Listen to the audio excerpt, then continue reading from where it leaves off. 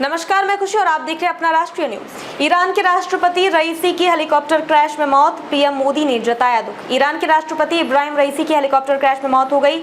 उनके साथ विदेश मंत्री समेत कुल 9 लोग इस हेलीकॉप्टर में सवार थे। जब से हादसा हुआ तब रईसी अजरबैजान बॉर्डर इलाके से लौट रहे थे। उनके काफिले में कुल 3 हेलीकॉप्टर थे, बाकी दोनों हेलीकॉप्टर सुरक्षित हैं, जबकि रईसी का हेलीकॉप्टर पूरी तरह से ध्वस्त हो गया है। रेस्क्यू टीम को पहाड़ी इलाके से मलबा मिल चुका है और ईरान की तरफ से मौत की आधिकारिक घोषणा भी कर दी गई है।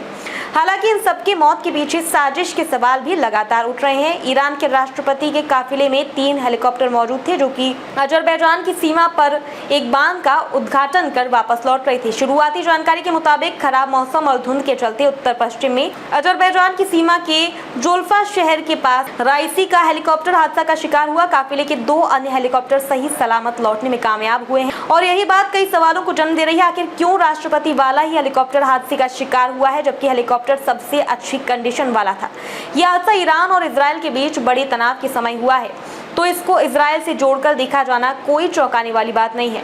अजरबैजान में मौजूद है मोसाद। इजराइल अक्सर अपने दुश्मनों को विदेशी जमीन पर मारने की साजिश रचता रहता है। ऐसे ऑपरेशन को इजराइल की खुफिया एजेंसी मोसाद अंजाम देती है। अजरबैजान और इजराइल की करीबी किसी से छिपी नहीं है। यूएसएसआर से अलग होने के बाद 1991 में तुर्की के बाद इजराइल दूसरा देश था जिसने अजरबैजान को मान्यता दी थी। अजरबैजान और इजराइल के बीच दशकों से राजनयिक संबंध स्थापित है। 2012 में द लंदन टाइम्स अखबार में छपे एक लेख में दावा किया था कि मोसाद ईरान पर नजर रखने के लिए अजरबैजान की जमीन का इस्तेमाल कर रहा है। द लंदन टाइम्स ने लेख मोसाद के एक एजेंट से मिली जानकारी के आधार पर छापा था। हालांकि एक तथ्य ये भी बताया जाता है कि अजरबैजान में इजरायली एजेंटों की तुलना में ईरान रिवॉल्यूशनरी गार्ड यानी IRGC ज्यादा सक्रिय है, लेकिन लेख में इजराइल एजेंट ने इस पर कहा था कि हमारा और उनका काम करने का तरीका अलग है। अजरबैजान और ईरान के बीच वैसे तो संबंध सामान्य है, लेकिन इनके बीच समय समय पर तल्खी आने की मुख्य वजह इजराइल भी रही है।